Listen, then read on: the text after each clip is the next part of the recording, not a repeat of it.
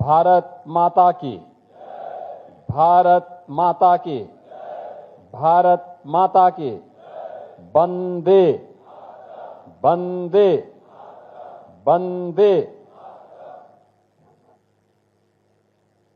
आज के इस श्रमवीर सम्मान दिवस के अवसर पर आयोजित कार्यक्रम में उत्तर प्रदेश सरकार में मंत्रिमंडल के मेरे वरिष्ठ सहयोगी उप मुख्यमंत्री श्री केशव प्रसाद मौर्य जी, उप मुख्यमंत्री श्री ब्रजेश पाठक जी, श्रम एवं सेवायोजन मंत्री श्री अनिल राजभर जी, श्रम और सेवायोजन के राज्य मंत्री श्री मनोहर लाल मुन्नू कोरे जी, अवस्थापना एवं औद्योगिक विकास के आयुक्त श्री दीपक कुमार जी, अपर मुख्य सचिव अवस्थापना एवं औद्योगिक विकास श्री आलोक कुमार जी, प्रमुख सचिव एवं अध्यक्ष Uttar Pradesh BOC W board doctor M.K.S. Sundaram ji, श्रम आयुक्त मार्कंडेय शाही जी, श्रम और सेवायोजन विभाग के हमारे सभी अधिकारीगण, प्रदेश की राजधानी लखनऊ और प्रदेश के सभी 75 जनपदों में आयोजित अलग अलग कार्यक्रमों में उपस्थित हमारे सभी अपने परिश्रम से, अपने पसीने से प्रदेश को, उत्तर प्रदेश को भारत के अनलिमिटेड पोटेंशियल का प्रदेश बनाने वाले मेरे सभी श्रमिक बहन और भाइयों, मैं सबसे पहले आप सभी को अंतर्राष्ट्रीय श्रमिक दिवस के अवसर पर प्रदेश सरकार की ओर से हृदय से बधाई देता हूं। आप सबका मैं हृदय से अभिनंदन करता हूं।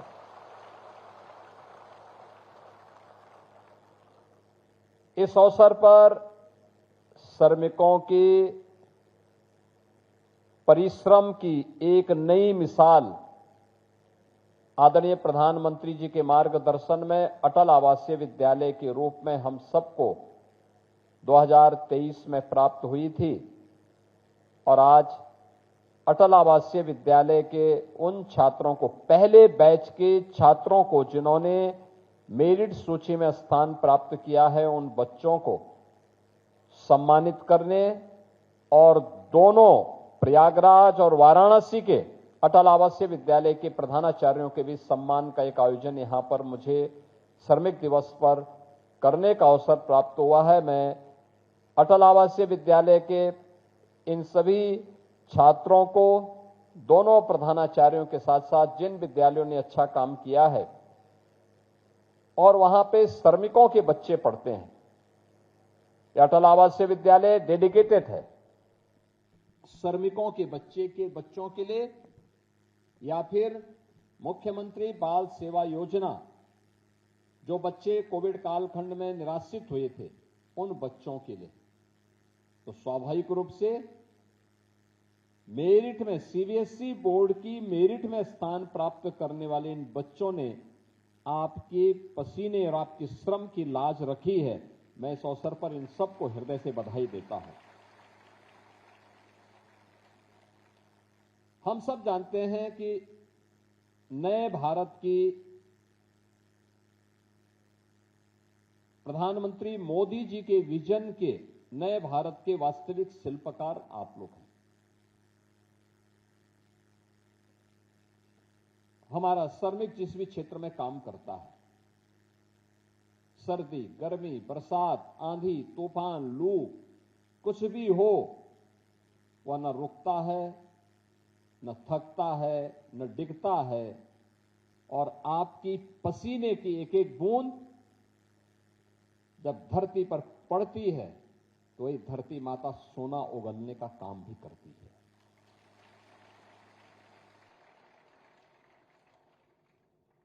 जिन श्रमिकों के परिश्रम से हर तबके के व्यक्ति को सिर ढकने के लिए छत प्राप्त होती है। विडंबना क्या थी? उन श्रमिकों के पास अपना आवास कभी नहीं हो पाता था। जो श्रमिक दूसरों के घर के इज्जत घर बनाते थे, उनकी इज्जत, उनके परिवार की इज्जत स्वयं सड़कों पर दिखती थी। जो दूसरों का पेट भरने के लिए अन्न उत्पन्न करते थे, उनके बच्चे स्वयं भूख से तड़पने के लिए मजबूर होते थे। जो बड़ी बड़ी हॉस्पिटल की इमारत बनाने में योगदान करते थे, उन श्रमिकों के लिए स्वयं के उपचार के लाले पड़ते थे। जो दूसरों के लिए सुविधा देने के लिए दिन रात, सर्दी गर्मी, आंधी तूफान, इन सब की परवाह के बगैर कार्य करते हैं, और श्रमिक अभाव में जीता था। लेकिन हम सबसे पहले आभारी हैं प्रधानमंत्री मोदी जी के, जिन्होंने श्रमिकों को सम्मान देकर के, उनके श्रम को सम्मान देकर के देश को श्रममेव जयते के इस उद्घोष के साथ जोड़ने का काम किया। आपने केशव जी के भाषण को सुना। उन्होंने कहा कैसे श्रमिकों का सम्मान प्रधानमंत्री जी ने महाकुंभ के आयोजन के अवसर पर उनके पाद प्रक्षालन के माध्यम से, पांव प्रक्षालन के माध्यम से किया। काशी में काशी विश्वनाथ धाम के निर्माण का कार्य हो या अयोध्या में श्री राम जन्मभूमि के निर्माण के दौरान प्रधानमंत्री जी ने पुष्प वर्षा करके उन श्रमिकों के श्रम का सम्मान किया था। और इसीलिए श्रमिक भी किसी गवर्नमेंट के एजेंडे का हिस्सा बन सकता है। यह तभी संभव हो पाया है जब उस प्रकार की संवेदनशील सरकार बनती है। बहनों और भाइयों, कभी कोई सोचता था श्रमिक के पास भी अपना आवास होगा? पिछले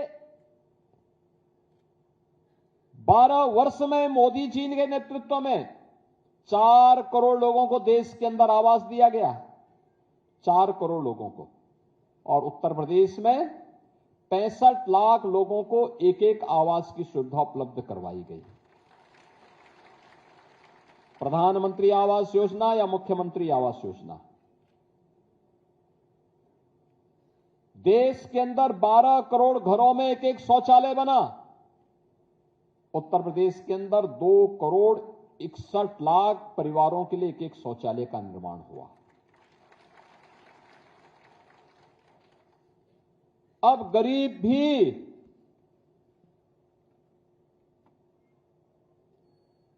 किसी भी बड़े से बड़े हॉस्पिटल में, जिस हॉस्पिटल के बनाने में किसी श्रमिक के पसीने की बूंद लगी है, उसमें गरीब का भी उपचार होगा, क्योंकि मोदी जी ने आयुष्मान भारत की सुविधा दी है। और हमारे श्रमिकों को पहले से सुविधा है। जो बचे हुए हैं उनके लिए आज मैं घोषणा करने जा रहा हूं।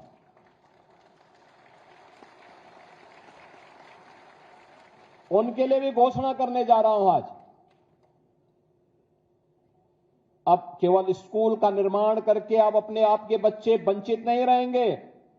हमने शुरुआत की है अटल आवासीय विद्यालय से, और अटल आवासीय विद्यालय के बाद आज हम लोगों ने जेवर में भी एक मुख्यमंत्री कंपोजिट विद्यालय की आधारशिला रखी है, जिसमें श्रमिकों के ही बच्चे पढ़ेंगे।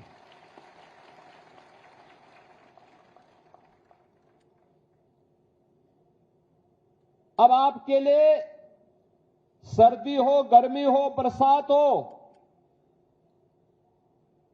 गैस कनेक्शन के लिए भटकना नहीं पड़ेगा। प्रधानमंत्री उज्ज्वला योजना में मोदी जी ने 10 करोड़ लोगों को फ्री में कनेक्शन उपलब्ध करवाए हैं। और उत्तर प्रदेश सरकार वर्ष में 2 बार होली और दीपावली में फ्री में भरा हुआ सिलेंडर उपलब्ध करवाती है। देश के अंदर 10 करोड़ लोगों को और अकेले उत्तर प्रदेश में लगभग 2 करोड़ लोगों को इसकी सुविधा प्राप्त हो रही है। पहले गरीब का राशन कुछ लोग चट कर जाते थे। आज प्रदेश के अंदर 16 करोड़ लोगों को फ्री में राशन की सुविधा का लाभ प्राप्त हो रहा है। जो भी गरीब के हक पे डकैती डालता था, उनकी जगह हवालात में हर व्यक्ति सम्मान के साथ जी सके। और आज इसीलिए, क्योंकि आपकी वास्तविक मेहनत को, आपके श्रम को सम्मान दिया गया है। आपने देखा होगा, पहले होता क्या था, खेतों में काम हमारा बटाईदार और श्रमिक करता था। अगर मेहनत उसने खेत हुंडा पे लिया और खेत किसी आपदा की चपेट में आ गया, तो बेचारा कर्ज की तले दबता था। अब सरकार ने क्या किया, कहा कि नहीं, आपदा आएगी, केवल मुआवजा जिसका खेत है उसको नहीं मिलेगा, बटाईदार को मिलेगा। बटाईदार जिसने जो खेती कर रहा है। आपदा की चपेट में अगर कोई बटाईदार या श्रमिक आता था, उसको कोई सुविधा नहीं मिलती थी। हमारी सरकार ने उसको 5 लाख रुपए का मुख्यमंत्री कृषक बीमा, दुर्घटना बीमा के साथ जोड़ करके कहा कि नहीं, किसान के साथ साथ जिसकी जमीन है उसके साथ साथ वहां काम करने वाला कामगार भी इसका हकदार बनता है। और हमारी सरकार ने दिया। हर वर्ष हम 700 करोड़ से लेकर के 1000 करोड़ रुपए अपने श्रमिक बहनों को, भाइयों को और बटाईदारों को उपलब्ध करवाते हैं, जो किसी आकाशीय बिजली के कारण, किसी तूफान के कारण, किसी आंधी के कारण या किसी आपदा के कारण किसी दुर्घटना का शिकार होता है, उसको हमारी सरकार ये सुविधा उपलब्ध करवाती है। बहनों और भाइयों, सामान्य दिनों में लोग तमाम घोषणाएं करते हैं, बड़ी बड़ी बातें करते हैं, बड़े बड़े नारे देते हैं, लेकिन याद करना, संकट के समय जो आपके साथ खड़ा होगा वही आपका हितैषी है। याद करना, जो संकट में आपके साथ नहीं, वह कितनी भी बड़ी घोषणा करे, वो कभी आपका हितैषी नहीं। याद करिए, इस सदी की सबसे बड़ी त्रासदी आई थी कोरोना कालखंड में। कोरोना कालखंड में ये जितने विपक्षी नेता हैं ना, ये सब रजाई तान करके सब अपने अपने घरों में छुप गए थे, कोई दिखाई नहीं देता था। जब उत्तर प्रदेश का कामगार और श्रमिक अन्य राज्यों को छोड़ करके यूपी में वापस आ रहा था, तब न कांग्रेस थी, न सपा थी, न बसपा थी, न कोई और दल था। तब केवल और केवल डबल इंजन सरकार थी। मोदी जी थे और उत्तर प्रदेश में हमारी सरकार थी, हमारे अधिकारी कर्मचारी लगे हुए थे। हम लोगों ने एक साथ 14,000 बसें भेजी। गाजियाबाद, नोएडा, बुलंदशहर, मेरठ, और मैंने कहा यूपी ही नहीं, भारत के अंदर का कोई भी श्रमिक आएगा, कामगार आएगा, उत्तर प्रदेश उसके लिए फ्री में व्यवस्था उपलब्ध कराएगा। उसके रहने के लिए, उसके खाने के लिए, जितने दिन रहना चाहेगा फ्री में भोजन की व्यवस्था देंगे, फ्री में उपचार की व्यवस्था देंगे। और हम लोगों ने 1 करोड़ लोगों को उस समय उत्तर प्रदेश के अंदर रखा था, और हर श्रमिक के लिए राशन कार्ड भी बनवाया, उसको 15 दिन 1 महीने का फ्री में राशन भी दिया। और जब तक कोरोना था तब तो देते ही थे, कोरोना के बाद भी फ्री में राशन की सुविधा का लाभ प्राप्त हो रहा है। ये डबल इंजन की सरकार संकट में खड़ी होने वाली सरकार है। चाहे वह खेतीहर मजदूर हो, चाहे वह निर्माण श्रमिक हो, चाहे वह विभिन्न अथॉरिटी में काम करने वाले श्रमिक हो, चाहे वह औद्योगिक क्षेत्रों में कार्य करने वाले हमारे श्रमिक, इन सब के उत्थान के लिए, इन सब के संरक्षण के लिए ये डबल इंजन की सरकार पूरी मजबूती के साथ खड़ी है। हम आभारी हैं प्रधानमंत्री मोदी जी के, जिन्होंने श्रमिकों के लिए एक सामाजिक सुरक्षा की गारंटी की व्यवस्था की। आज उसी को और एक्सपेंड करने के लिए आज हम सब यहां पर आए हैं। और आज मुझे बताते हुए प्रसन्नता है कि हमारे श्रम और सेवा